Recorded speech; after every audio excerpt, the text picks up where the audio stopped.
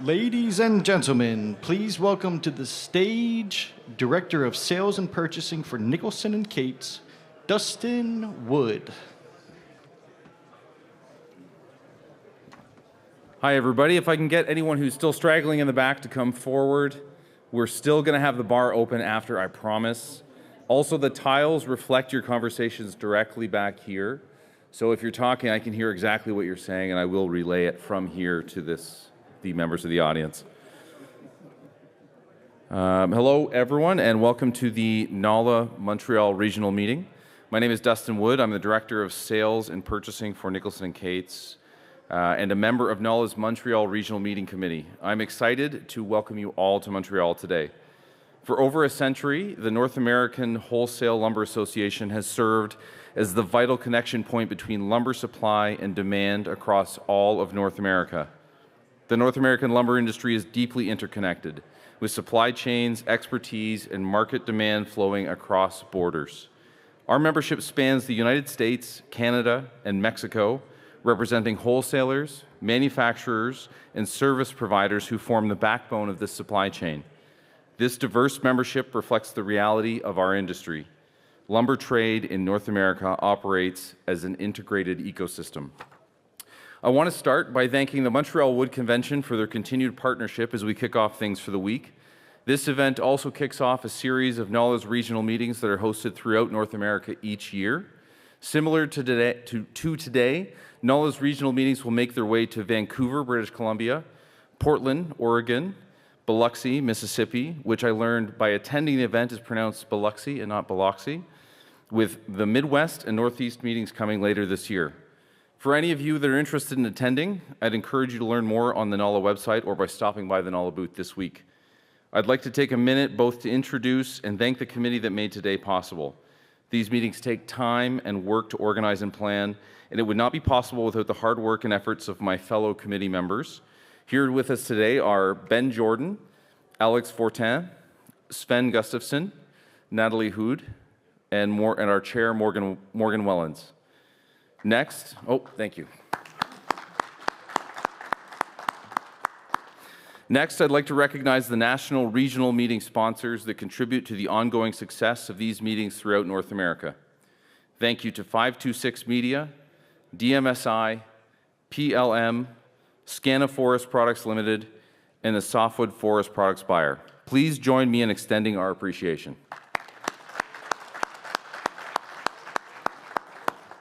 And a very special thank you to the sponsors who made tonight's event possible by sponsoring this presentation and the networking event. Thank you to Falcon Lumber, Phoenix Forest Products, Ready Pine, Remboss, Robbins Lumber, Tall Tree, and WRC Lumber Sales.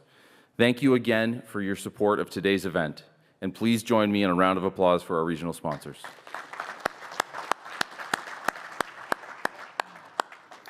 Now, I'd like to introduce the stars of the show. We are fortunate to have some great speakers joining us today for our session titled Trade Turmoil and the Impact of Housing Demand.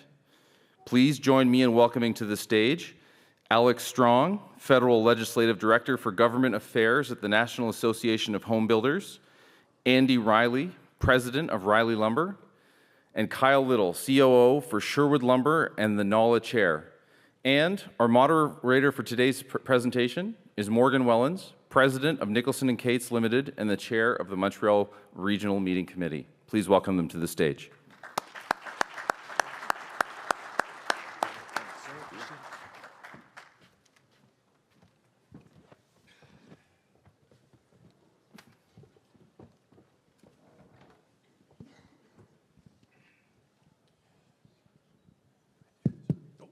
All right.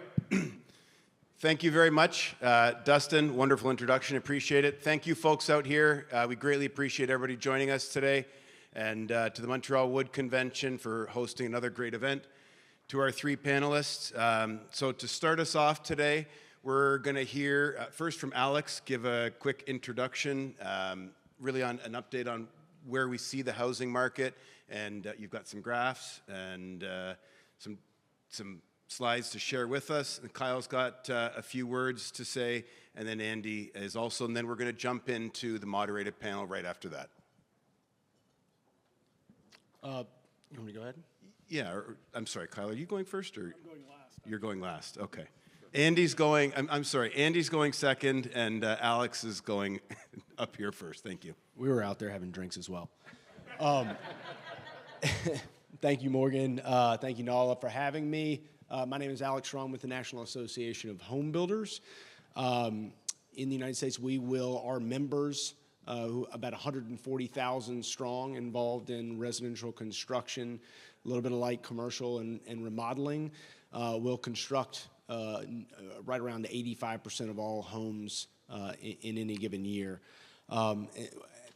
Absolute pleasure to be here to talk a little bit about the macro housing environment in the U.S. As we see it, and a little bit about the concerns and interest in the tariff and trade situation currently going on. Is this on? Here we go. Hi, everyone. It's a pleasure to be here in Montreal. I'm Andy Rielly. I'm from Vancouver, BC, like some of the people I see here. I started in the value-added wood business in 1984. And in 1995, I started Rielly Lumber Company, and we make Western Red Cedar products that go, I'm very happy to say, 82% to the U.S. We're going to try to keep that going, but it's just been such a wonderful market for us. I am also board chair of the Independent Wood Processors of British Columbia, and that's 60 independent companies that do not hold any tenure that manufacture finished products in British Columbia. So I'm very pleased to be here. Appreciate it. Thank you, Andy. Good afternoon, everybody. My name is Kyle Little. I'm the Chief Operating Officer of Sherwood Lumber. We're based on Melville, New York. That's on Long Island, for those of you who don't know New York. We're a family-owned and operated lumber distributor and operating in all 48 continuous states. I grew up in the industry really trading in all parts of North America, particularly with Canadian partners. And now this year I have the honor to be the chair of NAWLA, the North American Wholesale Lumber Association. We represent sawmills, wholesalers, distributors, and alike on both sides of the border. It's been truly a great opportunity to kind of meet even more people than I ever thought I could meet over the course of my career. And NAWLA historically has always been about bringing supply and demand together. You know, number one, building connections, growing knowledge, and empowering success. Those are the core things that NAWLA represents, and going out there and providing opportunities for small to medium to large businesses to go and grow and expand their business. So education is the forefront. We are also always known about our conventions in the past, the Traders Market that's held annually in November, but there are many, many more offerings. So I encourage all of you to take some time to meet our Executive Director, Matt Bruno, and his team. They're all here this week to go out there and help any one of you to go out there and build a better network, more connections in this marketplace, and possibly empower your team to have future success as well. So thank you again. Thank you for having me, Morgan. No, thank you, gentlemen, and thank you, gentlemen. And up next, we've got Alex to give us an update from the NAHB. All right, as Morgan noted, I do have some charts and graphs, so I'd appreciate it if you try not to fall asleep. And hold your questions, most importantly, to the end. We're going to have a nice question and answer conversation here at the end, and I think we'll cover many of them. But if not, that might be the appropriate time as well, I assume, Morgan, to go through some of those. So with that, U.S. housing outlook. I'll jump right into it. This that I have up here now, this is our single-family starts. Everything after to the right of the red line is what we're projecting out towards the end of this year and next year. You see, after the optimism, the excitement coming out of the pandemic, a regression to the mean where we settled in, a return to about 1 million units nationwide. This is the seasonally adjusted average rate. We anticipate that will grow and strengthen as we go on, and there are a lot of things that go into that I can get into along the way.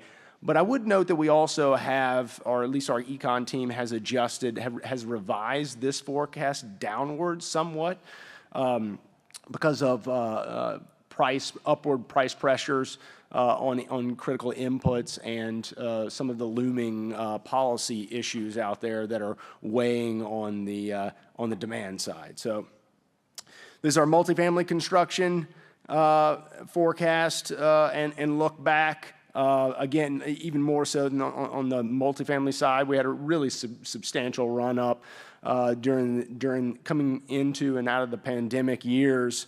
And we've seen a regression to the mean again there, where we'll have somewhere around 350,000 units completed nationwide here in 25.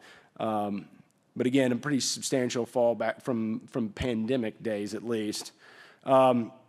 Here's where we're incredibly excited about the opportunities, remodeling, and I'll get into the reasons behind this, but we anticipate a great deal of growth in the remodeling space. One of the key drivers of that is the aging U.S. housing stock.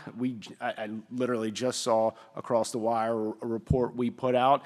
48% of the homes in the United States, 48% of the existing housing stock was built in 1980 or before. That has been moving up and up and up for the last 2 decades or so, and so we have a really a significantly aging existing housing stock, coupled with some of the higher interest rates and the locked-in effects as a result of that, and you've got a recipe for a lot of growth in the remodeling sector. This sort of underscores that. The existing homes, the blue, the red, new home construction. You see that the existing home sales is at a multi-generational low right now, which which new home construction is actually almost on parity with it right now because of that environment, and that will further drive, of course, the remodeling boom that we anticipate over the next 5 to 10 years.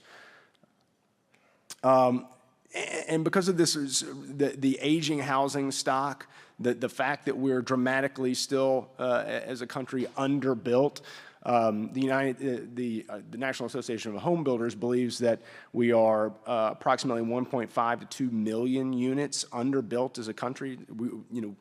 We need 1.1, 1.2 million starts each year just to keep up and refresh the existing stock, which we're not currently doing, but to eat into the structural deficit and really attack the housing affordability crisis we're faced with currently, we're going to have to put on a lot of additional supply in the coming years, and I'll talk about this. But this is our new cost of housing index. This is, it's going to be difficult for you to see probably from your seats, but this is the percentage of income required to afford an existing and new home, and for median income and for low income individuals. So new homes, approximately 38% of folks can afford the median new home on their income, whereas those low-income individuals require up to 75% of their income to afford the new or existing home in many of these markets. The red markets, and it's a gradient there, but the red markets are going to imply a more difficult, more challenging cost environment for buyers in those markets. So good market in the Midwest right now, but on the coasts and out west, it is very difficult out there for families to afford their first time, certainly their first time home. And to that point, this shows the share of young adults living with their parents. We've got a lot of delayed household formation coming out of the pandemic, and still because of the cost, the housing affordability crisis, a lot of folks living in their parents' basements still. So that's concerning, obviously, but it sets the stage for some very optimistic times. What we see is very optimistic times down the road. I'll revisit this later as well, but 2026 through 2030, we are very, very bullish on the environment for single-family housing and again for remodeling. We're going to need to be building a number of housing units in the United States in order to keep up with the existing demand, but also to eat into that structural deficit that I talked about that's really supercharging the housing affordability crisis. Declining demographics weaken the multifamily and the single-family demand 20 and 30 and after. So again, we're really bullish over the next 4 to 5 years, and things look great if we don't shoot ourselves in the foot, if we don't get in the way with some policy, with a variety of policy headwinds and or the inability of Congress and the administration to address some of the major drivers of housing, of the cost of constructing a home.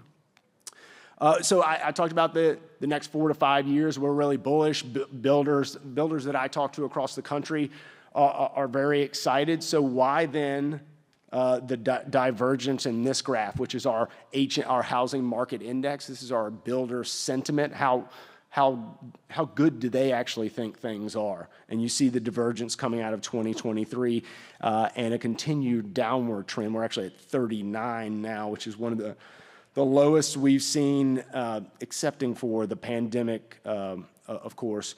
But so builders are generally pretty sort of pessimistic in spite of a good environment for building over the next few years. And a lot of that has to do with the high cost of inputs, inflation really attacking critical inputs to construction, as well as those policy challenges, those tariff challenges that I alluded to. So let's take those in turn. I mentioned inflation. This is the cumulative inflation and year-over-year change in building material prices, in prices coming out of the pandemic, and you see pretty sustained growth. And while the rate of growth has slowed somewhat, it is still outstripping to a large degree the headline CPI. As you can see here towards the right-hand side of the graph, the red line, that's shelter inflation. That has exceeded and is outstripping core inflation currently, and that's been persistent for the last couple of years and continues to weigh on builders, and explains, at least in part, some of those concerns showing up in the sentiment index. This just underscores that. This is inputs to residential construction, excluding capital investment, labor, and imports, goods and services. We continue to see, again, the rate of growth slowing, but a persistent high rate for inputs to new residential construction. Diving a little bit deeper into that, again, here working left to right on your screen, we have softwood lumber, obviously extremely high. And the blue, by the way, is 2016 to 2020. The red is 2020 to 2024. So extremely high, 16 to 20 for softwood lumber. Lower, of course, in recent years. But that's just part of the story for building materials. As we go left to right, ready-mix concrete, up 35% over the last 4 years. Steel mill products, 37%. Power and distribution transformers, 71%. Gypsum products, 49%, up 49%. And then the final one on the right is up 34%. That again is the inputs to residential construction, goods less energy inputs. So it's no reason why a lot of our builder members are very concerned about the cost of key inputs, and it shows up, and this shows up in the forward-looking survey data as well. This is we survey our members monthly. We ask them a number of questions: what concerns them now, this year, what are they worried about next year? This was the last one, Q4 of 24.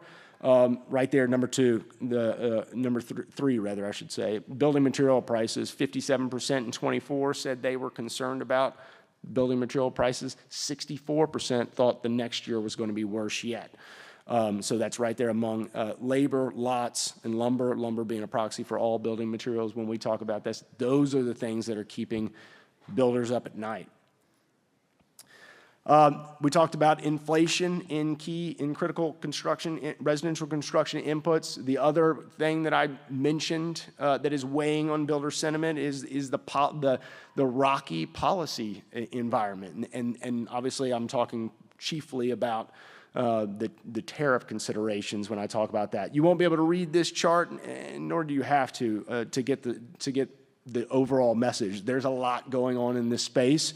This is courtesy of the Tax Foundation. We're tracking any and all tariffs out there, irrespective of whether or not they affect residential construction, but with a particular eye, obviously, towards those inputs. But this is targeted tariffs on Canada, Mexico, China, EU, steel and aluminum, the authority used, and whether or not they're in effect or or when they will go into effect if they're on pause. Highlighted here, obviously, timber, lumber derivatives.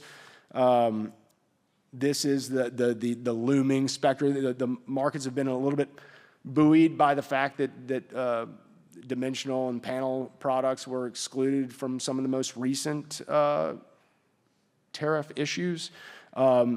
There's still the Section 232 investigation hanging out there, the results of which are due no later than November 26th, so we'll be watching very closely the results of that. And we weighed in with some comments on that Department of Commerce investigation. This here looks at, so we did a whole thing before President Trump took office where we looked at the universe of, what do we get from where, and how affected would we be by a variety of different tariff regimes. It was an interesting exercise internally. And what we found is about approximately 7.3% of building materials valued in total at about $11.2 billion were imported in 2024, and that's been the case for the last couple of years. Working top right and around, China is accounts for about 22.6% of those imports, and then you have Mexico at 13.4, Canada 8.7, and so on. The big blue in the top left is all others, 25.8%. The rest of the world is contributing. And then obviously lumber is the biggest story for our builder members when we talk about imported goods and trade goods. A third of all lumber in the U.S. is imported. There's really no getting around that. We must rely on imported sources of lumber. The vast majority of that comes from Canada, though that obviously has been decreasing in recent years coming out of the pandemic. With higher inflation rates weighing on the demand side, again, stateside. This is a longer term, the longer graph looking back to 2010 lumber prices, Random Lengths Framing Lumber Composite Index. We see it on the rise once again. No surprise there, given the the structural undersupply of housing that we face in the United States and the uncertain policy environment. This just drills down on that a little bit more. This is the composite index as we see that ticking back up, and we see futures with a significant jump as the various trade actions have been considered and proposed. There was some relief. You see that significant decline in the futures very recently. Obviously, I think folks viewed the exclusion of dimensional and panel products as a bit of a stay of execution. But I would, as I have, cautioned our members that we still may face. We've got the results of the Administrative Review 6 coming in, which will likely see duties up to 34, 35%, and then on top of that, you may also have the results of the 232 investigation, which could see tariffs imposed on top of that and go yet higher. So. So while futures have seen some relief, I think it may be short-lived, unfortunately. I go back to this slide to close out typically because I do think it is incredibly optimistic. The necessary conditions are there for builders to be out there building, to be out there remodeling and upgrading the existing housing stock. All that augurs well for the industry and for our builder members. it should for you as well. That is, of course, if we don't get in our own way with some of these policy decisions. And then 2030 and beyond is a little bit of a different story. But again, that's what I close out with, is a generally optimistic view for the next 5 years or so. I appreciate the time again and the opportunity to be here with you. Again, I think we'll be able to go through some questions here in a minute. If you have a particular question you want to talk to, I think Morgan might be able to accommodate that. But again, thank you, and look forward to the conversation. Wonderful. Alex, thank you very much. Great presentation to update everybody. We've got an expensive housing market. Lots of adult children still living in basements, but sounds like almost half of homes need a remodel. So there is certainly lots of optimism, and policy framework out of Washington is going to be critical to how some of this outlook unfolds in the coming months. But just to the NAHB, we're in Canada, so we do want to appreciate your support for Canadian lumber. You guys have always been a big advocate. And then for the panel here, we just wanted to make sure that as we move into the questions, we have a rounded panel that's going to provide some value to everybody. So Kyle representing a large sale wholesaler who I believe does business in almost all of America, and then also having somebody from Andy being an independent type of producer, so not a huge producer, but somebody who can represent kind of the smaller or medium-sized sawmill operation, which are both of our countries are comprised of. So thank you. We're going to take everybody through a couple of questions, talk about some trade pressures, business realities, some pricing and costing, and then a little bit of adoption and what's next. So to start off, Alex, we'll give you a little bit of a break here. And Kyle, maybe if we can ask you this question first. So even though tariffs on building products haven't landed as hard as we anticipated, at least yet, are you feeling pressures in your business, and what are you seeing? Well, great question. Well, first off, I just want to say, Alex, that was a great presentation. Thank you for doing that. The biggest thing I learned out of that is that I'm not able to afford a house in Hawaii without having my kids live with me. So that's not going to happen anytime soon. So, but in regard to, concerns about how to, operate your business, right now, it's really day to day, week to week, month to month. It's very hard to go out there and forecast ultimately what's ahead of us, and I think that's what we've talked about for quite a bit. Is that the market seems somewhat frozen, at least from any long-term strategic planning in the United States. Builders are confused, developers are confused. The multifamily construction, you can see in Alex's presentation, he doesn't really see that bottoming until the latter half of 2025 and growing into 2026. And it really just gets back to the mean. It doesn't really take us to a place of substantial opportunity.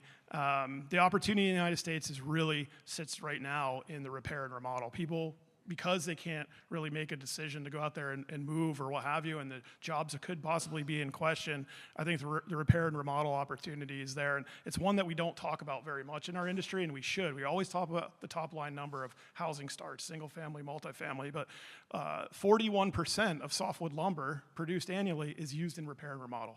Like, it's a huge amount of lumber used in that. And with the aging inventory that we have in the United States, that's where the really big opportunity is. But to go back to your question, it's very, very difficult to go out there and really put together a long-term plan. You gotta really have to take it week by week, month by month right now, given the uncertainty in the supply chain.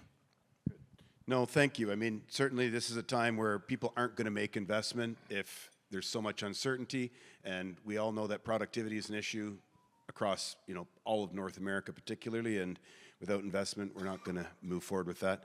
Andy, just if you wanted to add anything to that, how are you feeling these pressures in your business, and what are you seeing? Well, I was encouraged when you said that 41% of lumber is used in remodeling. Being a Western Red Cedar producer from British Columbia, that's a little bit more of a high-end boutique sort of species, but I would venture to say, I would cross-reference with the WRCLA that probably 60% or more of Western Red Cedar is used in remodeling. Not very much Western Red Cedar is used in new home construction.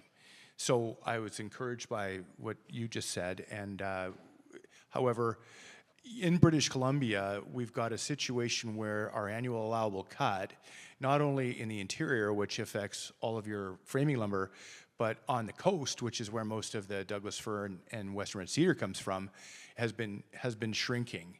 So the beetle kill problem Alex and I were talking about earlier has kind of gone through the system back in 2017. So that big, huge volume of wood that, you know, could potentially be making its way into the U.S. market, I don't see a big wave of that. But just for us, I mean, I'm totally with Kyle on this one.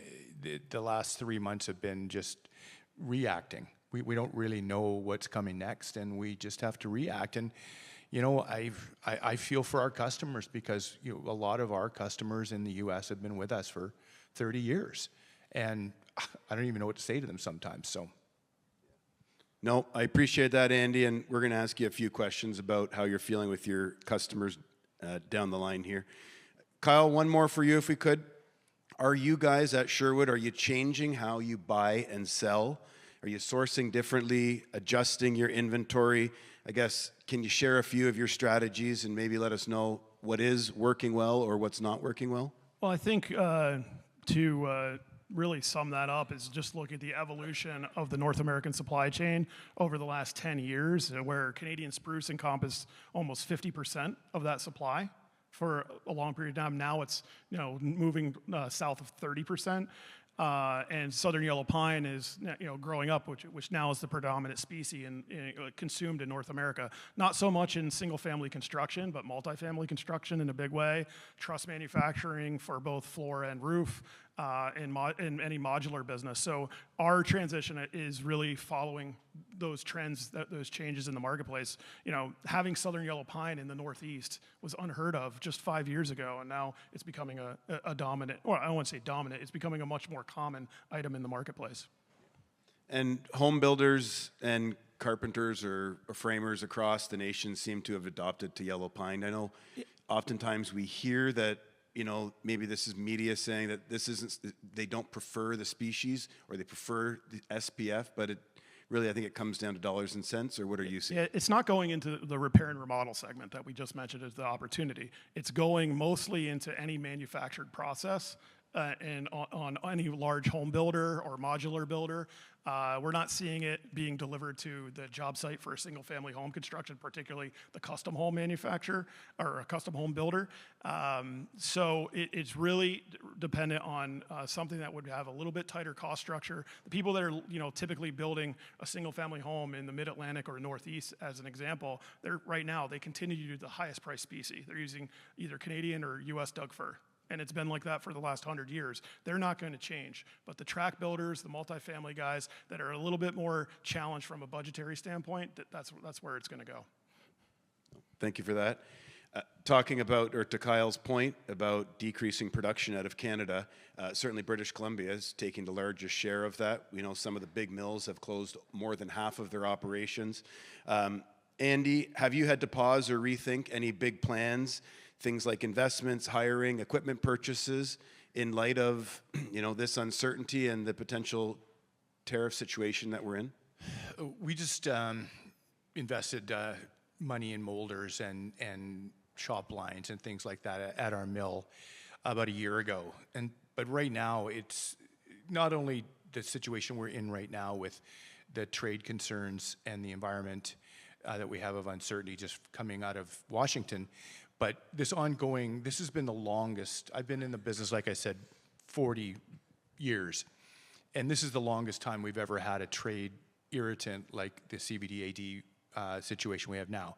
So it's 8 years, and I think everybody's getting like to the point that we're getting tired. But with the prospect of maybe this all others rate going up in August or September, I would say that I know a lot of people in this room are saying, we better wait and see what's going to happen. And that's where we're at right now. And at the same time, you guys have to understand that a lot of the primary mills in British Columbia have closed, right? Canfor is down to 2 mills, and a lot of their production is in the United States or elsewhere. So. No, absolutely. Thank you.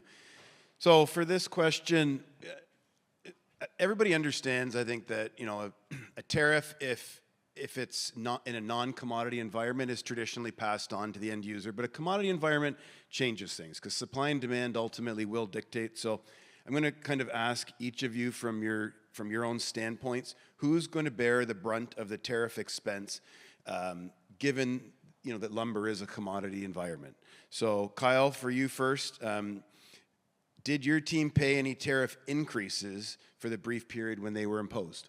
No, we didn't. We did purchase some material. We had the option to give back the material to the producer if there was a tariff induced. So we never incurred any. So, but to answer the question in regard to who pays the tariff, it doesn't get paid by the tooth fairy, and that's quoting Warren Buffett. It gets paid by the consumer. Like their costs to own a home, it's going higher in all likelihood, or the home builders are going to have to absorb a portion of that. I mean, home builders.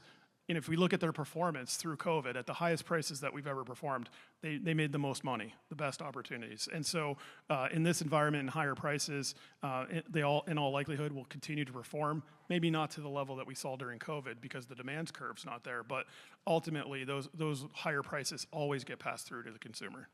Yeah. No, thank you.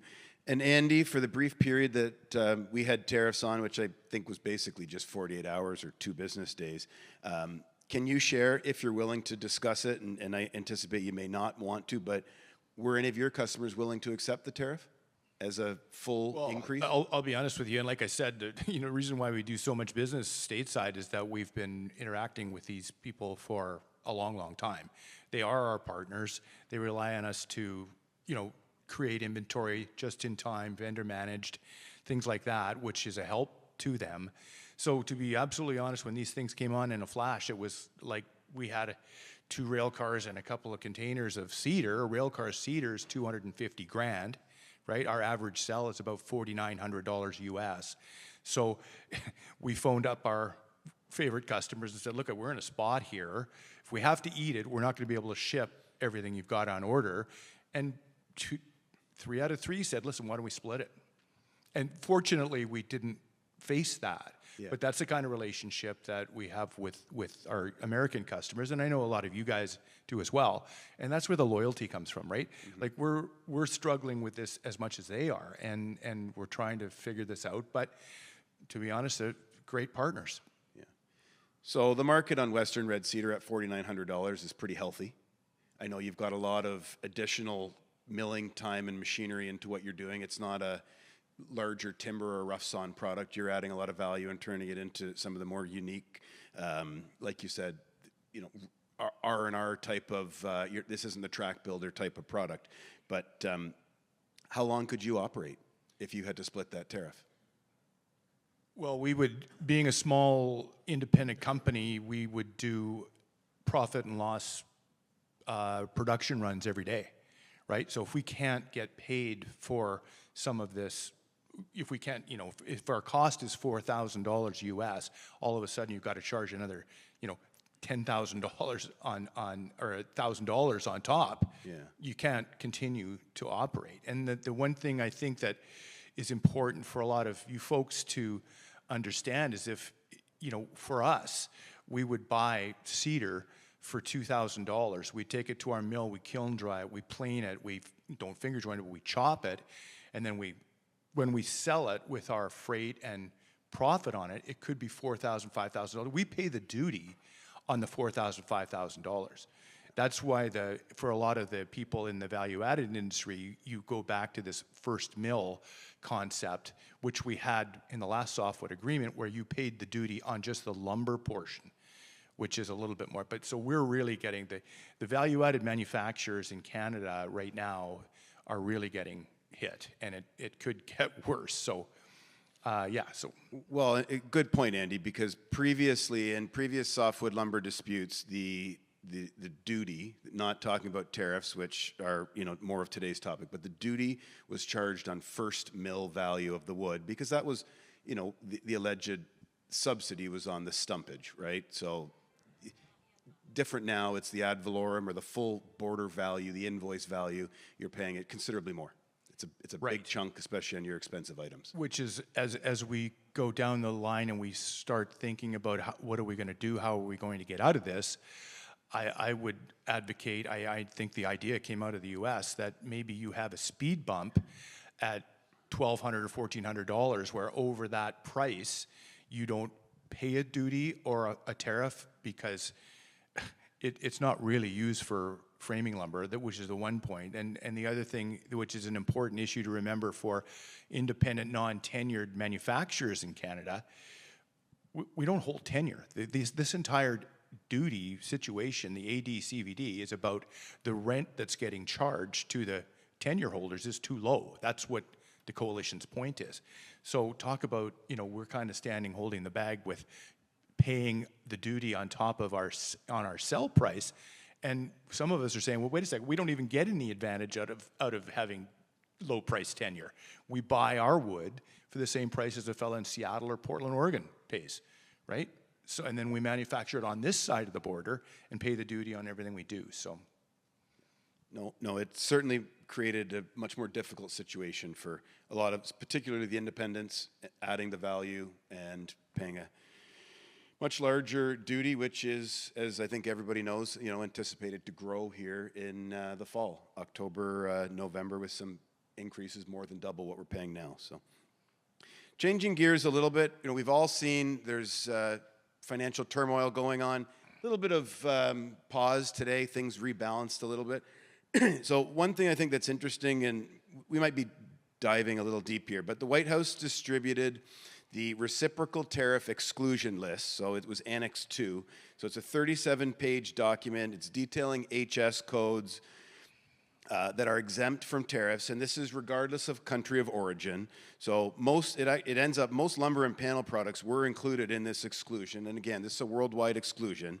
So does this mitigate some of the risk or turmoil the markets are experiencing, at least pertaining to the housing market, or why are we not hearing more about these exclusions, and why are the financial markets reacting as they've been? So we start off with you, Alex, if you have anything to comment there. Yeah, sure.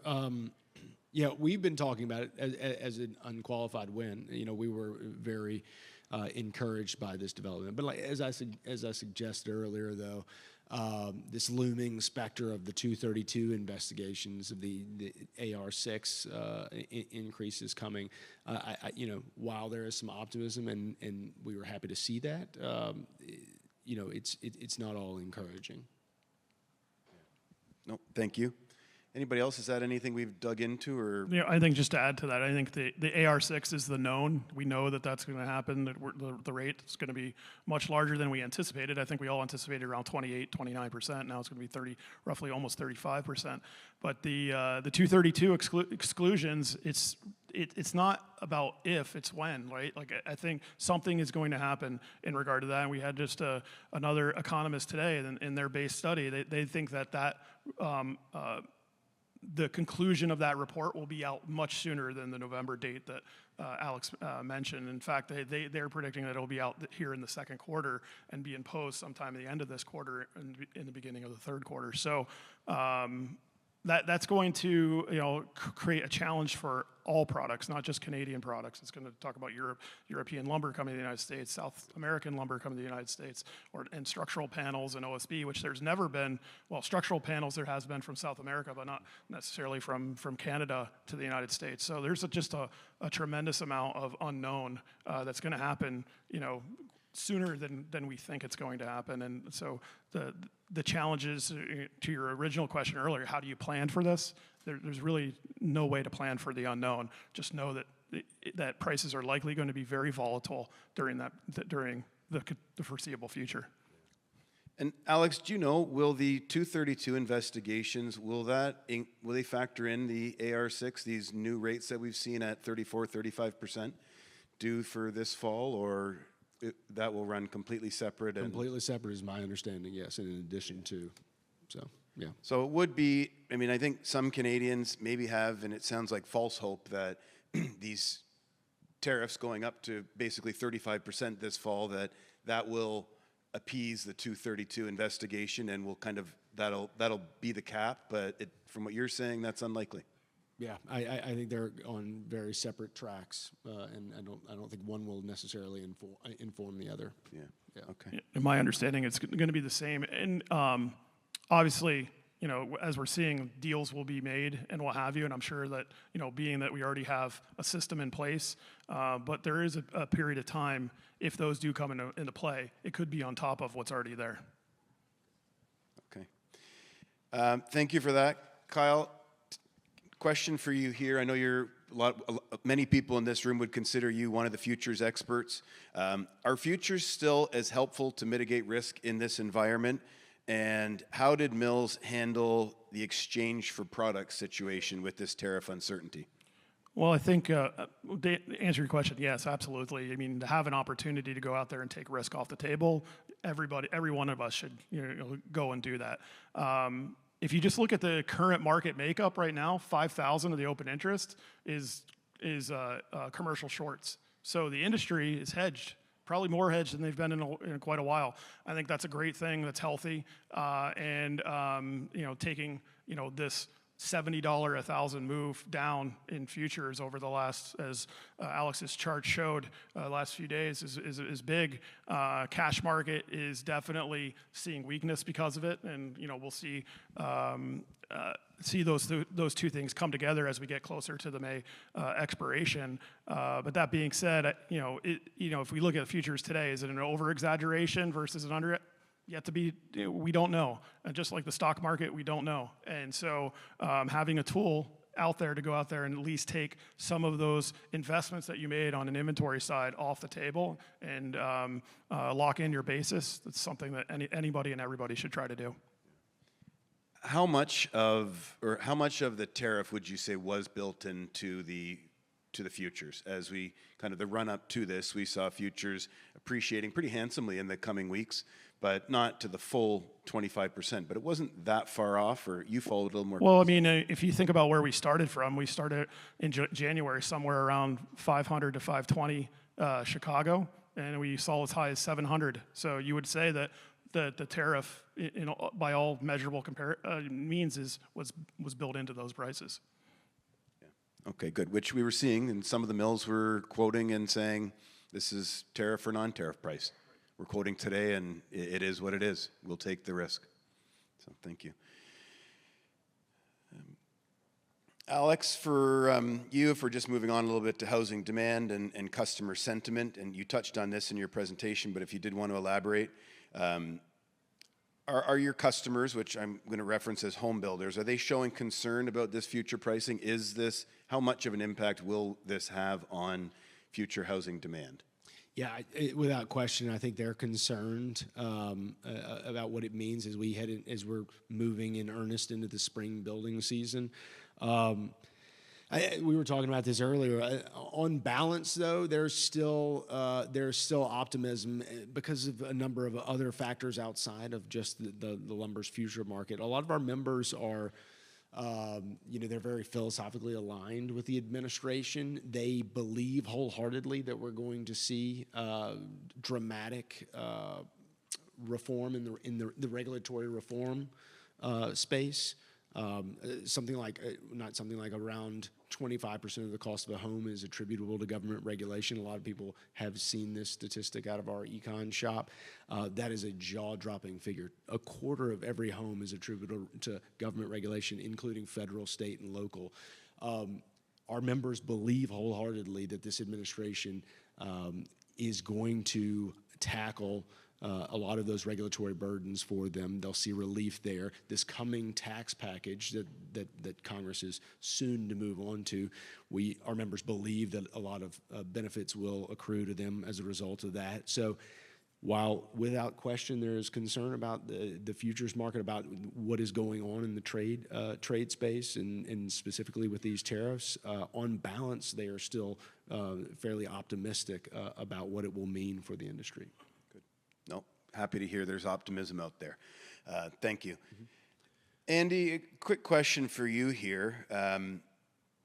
Are you looking at, and this is maybe you speaking not just as Rielly Lumber, but more as the chair of the independent processors, are you or are your members, are they looking at new markets, or are they looking at producing products for new markets? to reduce your exposure to this potential U.S. tariff risk? Yeah, I can say that probably the sentiment is that we're all going to get there. It's for us to change gears and start selling cedar to the EU or something is not really where we want to go. But if there's no other choice, right? Like I was telling Alex earlier, we sold a housing package to a guy in Seattle, and the cedar was $22,000 for his house. You put 25% more on that. What our concern is that the fellow and his wife are going to look and, well, we're not paying that, or we're going to substitute this decorative item for something else.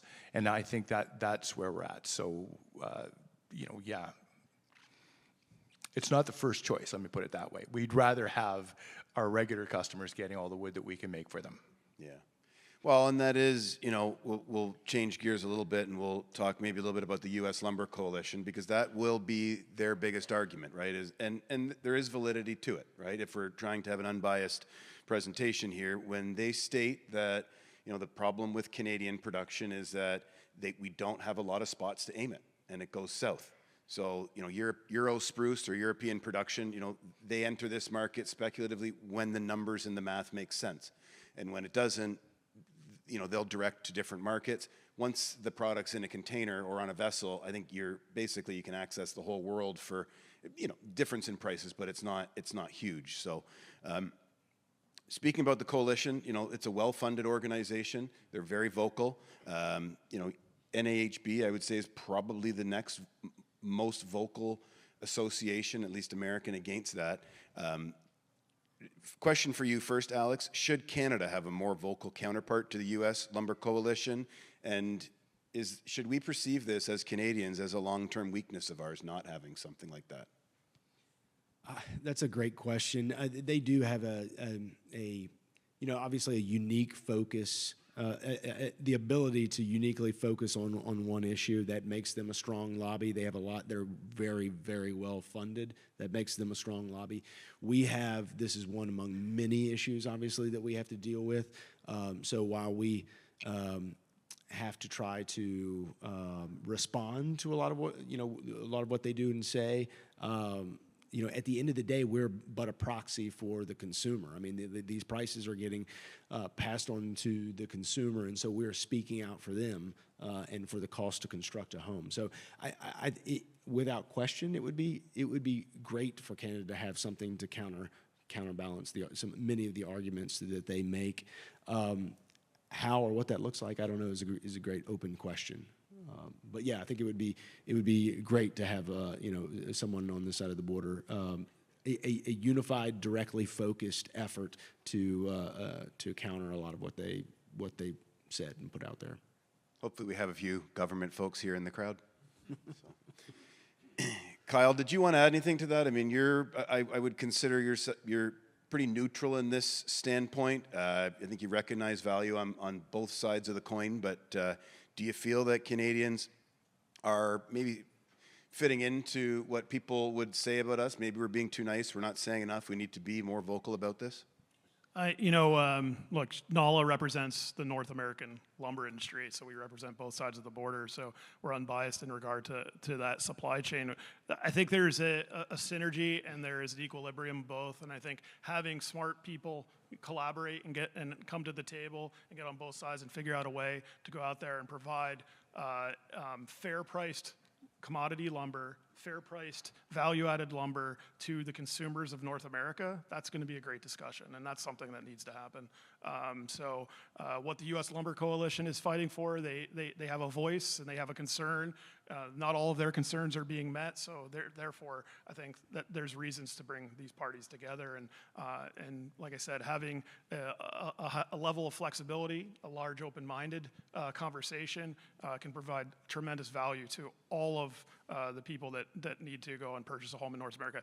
We have a housing issue in the United States. You have a housing issue in Canada. The United States is not immune to the things that you guys are dealing with as well. So I think there's reasons for all of us that we can, have that conversation and benefit from. Yeah, no, appreciate that. And Andy, you're actually working on something to help I guess, enhance the voice of the independents?